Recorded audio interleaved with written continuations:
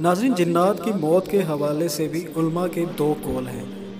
حسن بصری کا مسلک یہ ہے کہ جنات کو موت نہیں آتی۔ ان کے مطابق جنات کو بھی اسی طرح مہلت دی گئی ہے جس طرح ابلیس کو دی گئی ہے۔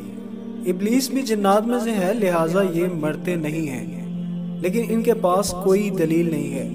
قرآن کریم میں اللہ تعالیٰ نے جنات کی موت کا ذکر کیا ہے۔ صحیح مسلک یہ ہے کہ جنات کو باقاعدہ موت آتی ہے۔ چنانچہ حضرت عبداللہ بن عباس سے جب پوچھا گیا کہ جنات مرتے ہیں تو انہوں نے فرمایا کہ بالکل مرتے ہیں، مگر ابلیس نہیں مرے گا، اس کو اللہ تعالیٰ نے مہلت دی رکھی ہے۔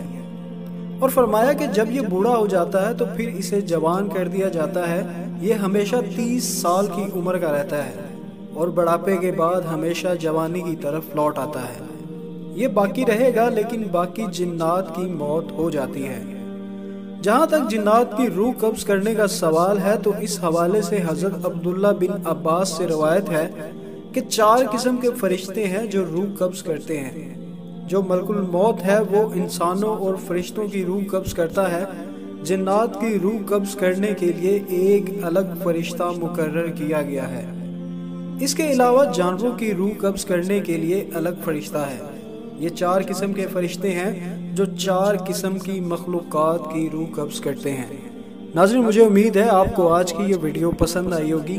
اگر پسند آئے تو پلیز اسے لائک کریں، دوسروں کے ساتھ شیئر کریں اور مزید ایسی ویڈیوز کے لیے ہمارا چینل سبسکرائب کریں۔